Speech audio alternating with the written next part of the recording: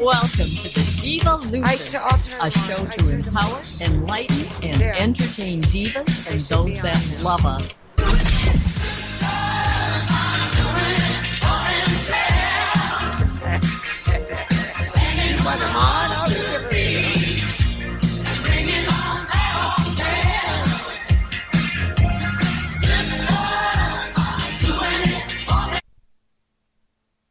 Like that.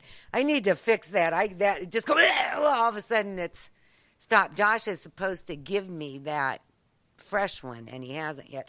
So anyway, welcome to the Devolution Show. It's already the middle of January. Officially. I can't get over it. If this is any indication of how this year is going to go, I might as well just have a nap. and wake up in time to celebrate 2019. That's how fast it feels like it's going already. No, I have to ask. Oh, it would help if I turned your...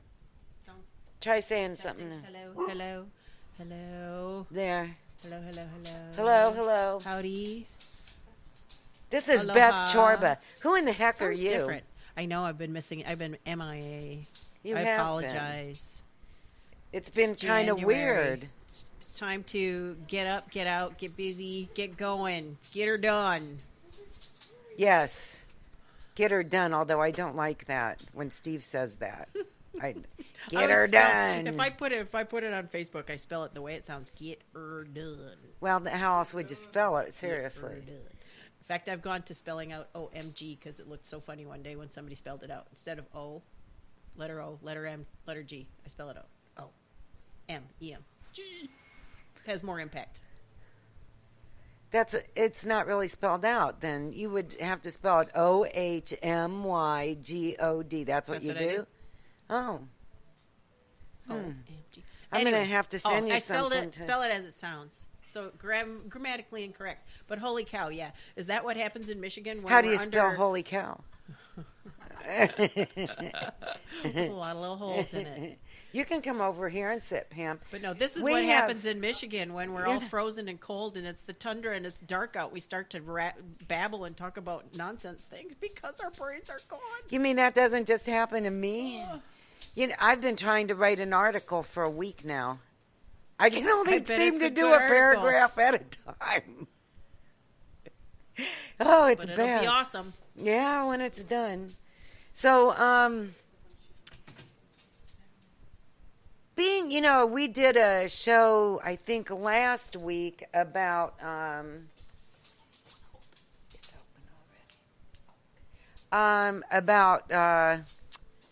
New Year's resolutions. And second week into February, 87% of the people aren't doing their New Year's resolutions anymore. Oh, that's been proven. Anyone who's ever been a member of a gym anywhere. Right. You don't go the first 2 weeks. Yes. Gym members love January because everybody comes in with great plans, great verve, great motivation, and they get your money. And then about 4 to 6 weeks later, no one's coming anymore. They still get your money because you really don't want to say you've quit. So you don't ask for a refund or cancel your membership.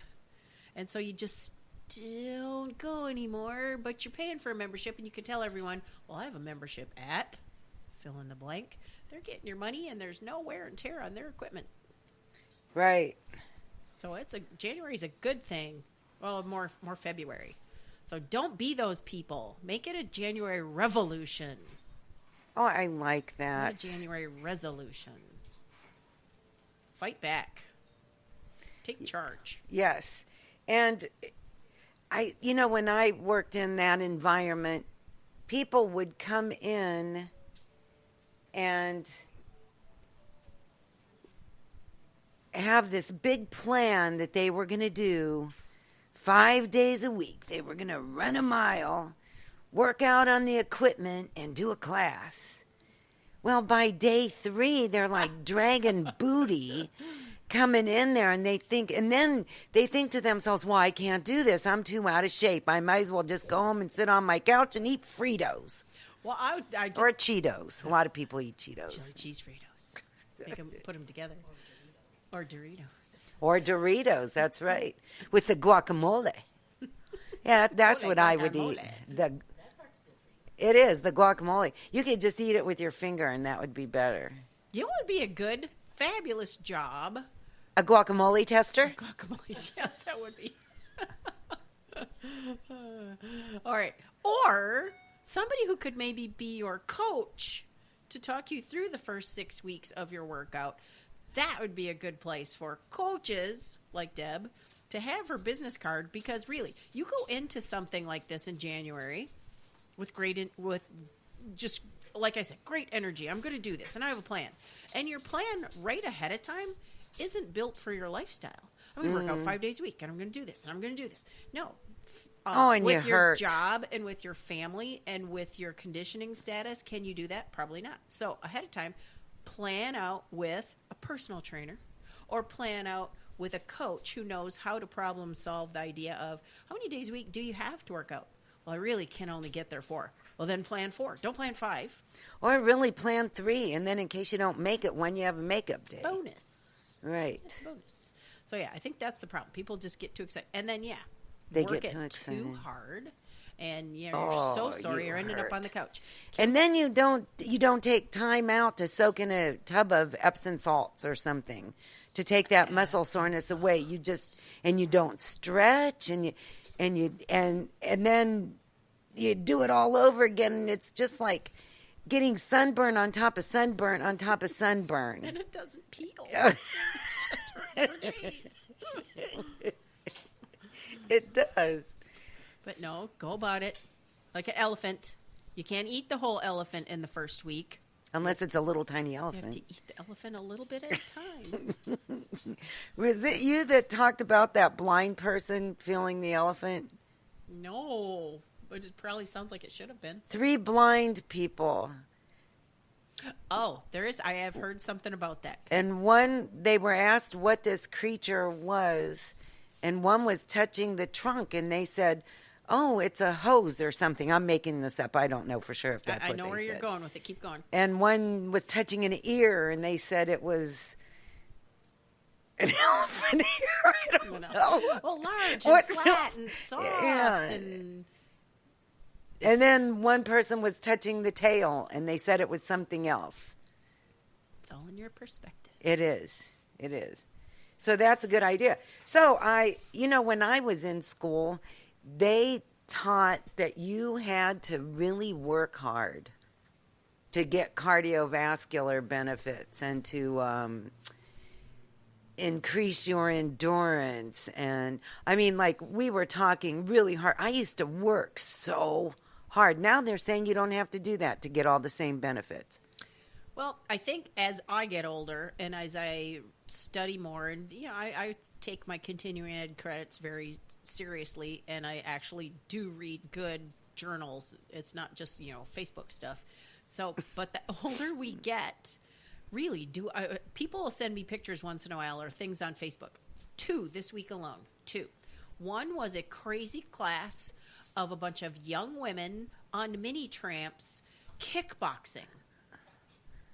Yeah, 40 years ago, I could have done that. Nobody needs to do that because it looked like an accident waiting to happen. It looked like a jailbreak for your joints.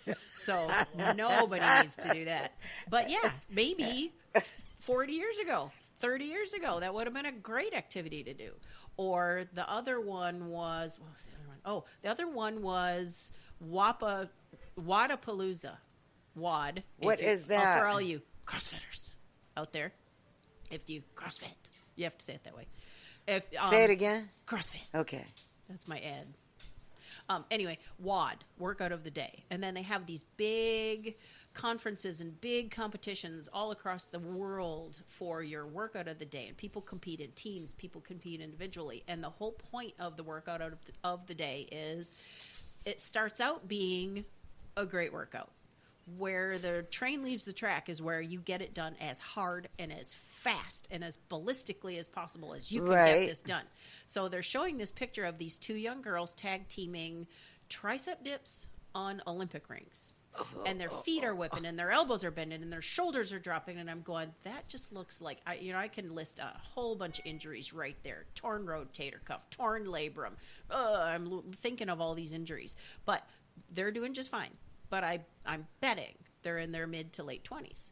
So when people our age say, well, I really want to do CrossFit. Knock your socks off. Go ahead. But no, we don't need to. That's why the heart rate zone changes as you age. Mm-hmm. The formula is your age. 220 minus your age times percentages of that. So the older you are, the lower that the heart rate is. Right. Yeah. And then there's another type of calculation that you can do that actually I prefer, and I've been working with a little bit more with actually more athletic people, and it's called the MAF number. It's the maximal aerobic functioning number. How do you get that? It actually starts out with 180 minus your age, but then it takes into account, in this past year, have you had a major illness or surgery? Take off a certain amount of points. So it takes your fitness level into it consideration. Takes full-on health. If you've had nothing and you're stable, then 180 minus your age is it. If you're been working out, you're showing progress gains, you're doing great, you've been running for the last year, 2 to 3 days a week, everything is stable, no injuries, no illnesses, add 5 because your heart is more conditioned. See? So that's a very sense. narrow zone to work out in. So no. So I have some clients that, in their 50s and 60s that your heart rate zone might be like 112 to 122 or 100 to 110 because that's what their body's conditioning level, current physiologic state says it should be at for your heart and your lungs to work well together. Because who wants to work past that zone? I've often said that's like the red line on your car's speedometer. Right. Do you want to be in the red line? No. It's cool when you're, 24 and you want to work as hard and fast as you can. But for this clunker, it's not, I don't want to red line it anymore. I want maximum fuel efficiency, baby, because I don't want to spend any more money on getting things fixed. Right. That's not necessary. Says the lady that just got fixed. Yeah. The reason why you want to stay within that little range there, not max, you want to be below max, is because you're actually doing your body good. Correct. You're burning fat. If you work above that, you're just give me the word. You're just straining everything, working too hard, stressing. That's the word I was looking for. And if you're going below that, you're really not doing anything. But I'd rather see somebody go a little below that to start with than going too high. Right. Below the number, think of it like it's a bullseye. Below the number, you might be on the target somewhere, but you're not really going to get any points for doing it. You might have fun playing the game, but you're not going to get any points for participating. That's a good way to look at it. No participation trophies here. It's an activity. It's not exercise. But who says activities are bad? Yeah. Activities are good. Movement, that's another thing. If you... My watch has 2 things that it keeps track of. One is exercise and one is movement. They're not the same. Correct. But like at work, I make sure I stand up every hour, and every 2 hours I get up and I walk around. I try to go outside, but it's hard to talk myself into that. This time of year, holy moly. So it's really important that you stay moving, but don't get the 2 confused. Correct. Exercise versus activity. Movement versus exercise. You can have great movements that turn into exercise. There you go. But can you have great exercise that turns into movement? I'm just asking. Yes, you could. Okay. So the reason I think that you would be my person to go to and ask these kinds of questions is because you own Base Camp Fitness and you've been in this field and you're certified up the yin-yang and you know what you're talking about. And you work with people of all ages and fitness levels. Yes. So if I Say I haven't done anything for years. You haven't done anything for years. Thank you. Good job. You said it very convincingly, too. I know, and I'm so embarrassed. No. So what would be a good way for me to get moving again? I had this conversation with somebody